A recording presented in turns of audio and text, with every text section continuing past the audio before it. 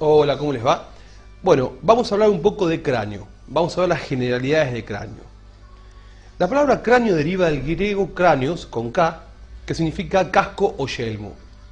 Y es una caja ovoidea, ósea obviamente, de aproximadamente 1200 centímetros cúbicos, que se contacta en la parte anterior e inferior con el macizo facial. De esta manera, cráneo y cara forman la cabeza ósea. El cráneo está formado por 8 huesos, de los cuales 4 son impares y ocupan la línea media, y de adelante hacia atrás son frontal, etmoides, esfenoides y occipital.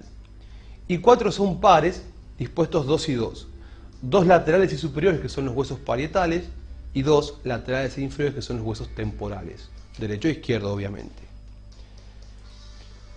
Los huesos de la cara los vamos a ver cuando estudiemos macizo facial, así que ahora no les damos importancia.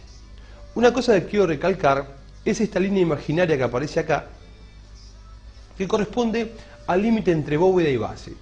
Es una línea arbitraria que va a dividir al cráneo en una parte superior o bóveda y una parte inferior o base.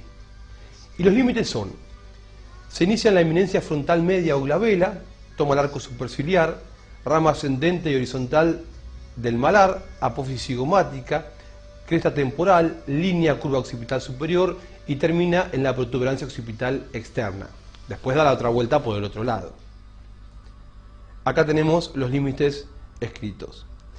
Vemos que de esa línea imaginaria para arriba estamos hablando de bóveda craneana y de esa línea para abajo hablamos de base de cráneo. Bóveda y base pueden ser estudiadas desde afuera, describirlas desde afuera, lo que es una vista exocraneal, o bien hacerlo desde adentro, lo que es una vista endocraneal. Respecto de la arquitectura de los huesos del cráneo, vamos a ver que están formados por 2 tablas separadas por un tejido esponjoso central. La tabla externa y la tabla interna. Y en el medio el tejido esponjoso que recibe el nombre de diploe. La tabla externa tiene la particularidad de ser lisa y convexa en la bóveda craneana. Fíjense, esto es un cráneo visto de arriba, desde exocráneo, es lisa y convexa, mientras que en la base del cráneo es anfractuosa con irregularidades, saliencias, espículas, debido a todos los elementos que entran, salen y se insertan en la base del cráneo desde exocráneo. La tabla interna, por el contrario, es más delgada y presenta surcos que reciben el nombre de impresiones digitales y son producto de las arborizaciones de la arteria meningia media, acá se pueden ver, y de las circunvoluciones de los hemisferios cerebrales. Y otra cosa que es necesario destacar cuando hablamos de arquitectura ósea es estos espacios aéreos que tienen los huesos del cráneo, que son los senos paranasales. Lo vemos en huesos como frontal, etmoides en sus masas laterales y cuerpo del esfenoides. Ya lo vamos a ver después cuando estudiemos cara eso. Esta es una base de cráneo vista desde endocráneo. Y acá analizamos los huesos que son impares y medios. De adelante hacia atrás tenemos frontal, que es este. Acá está asomando con la apófisis crista galli, ya de paso se las voy nombrando, el etmoides. Hueso llave de la base de cráneo, el esfenoides, hueso que tiene forma de mariposa. Y por último, el occipital. En trencito, frontal, etmoides, esfenoides y occipital. Y laterales tenemos el temporal hacia abajo, con el peñasco, estructura importante del temporal, y hacia arriba los parietales. Le damos color y acá vemos cómo están distribuidos. División de la base del cráneo desde endocráneo. ¿Qué significa esto? Significa que a los fines didácticos podemos dividir la base del cráneo en 3 zonas. Y lo hacemos por 2 líneas imaginarias. Una, esta primera, que corre por el borde posterior de las alas menores del esfenoides, las apófisis clinoides anteriores y el borde anterior de la silla turca, y del otro lado lo mismo, clinoides anteriores y borde posterior del ala menor del esfenoides. Y una segunda línea que va a correr por el borde superior del peñasco del temporal, las clinoides posteriores, el borde posterior de la silla turca, las clinoides posteriores del lado izquierdo y el borde superior del peñasco del otro lado.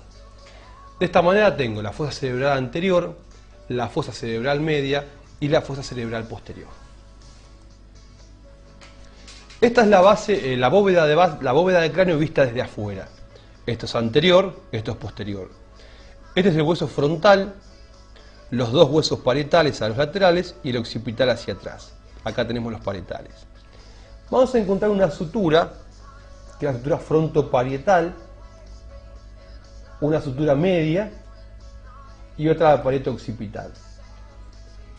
Estas suturas reciben el nombre de sutura coronal para la frontoparietal, sutura sagital para la interparietal o parieto parietal y sutura lambdoidea para la sutura parieto occipital. Lambdoidea. L-A-M, lamb, doi, D-O-I, dea. Ya que no se las escribí, se las deletreo. Una cosa que tenemos que destacar son los puntos suturales. ¿Qué significa eso? Son puntos donde se unen más de dos huesos. Acá tendríamos uno y aquí tendríamos otro. Y se llaman bregma el anterior y lambda el posterior. Si lo miramos de lateral, vamos a ver que tenemos acá un punto sutural entre frontal, parietal, temporal y esta parte de aquí que es el ala mayor del esfenoides, que se llama pterium. Y hacia atrás tenemos otro punto sutural entre el parietal, el occipital y la porción mastoidea del occipital, que se llama asterium. Pterium y asterium. Entonces, los puntos suturales son 4. Bregma, lambda, pterium y asterium. Y por último, volvemos a recordar los límites entre bóveda y base. Acá un poquito más grande. Se inicia entonces en la eminencia frontal media glabela, toma el arco superciliar, la rama ascendente del malar, la rama horizontal, la apófisis cigomática, la cresta temporalis, de ahí salta a la línea curva occipital superior y de esta llega, o con esta llega, a la protuberancia occipital externa. Y acá les marcamos frontal, parietal, occipital, temporal y esfenoides, ala mayor del esfenoides. Muchas gracias.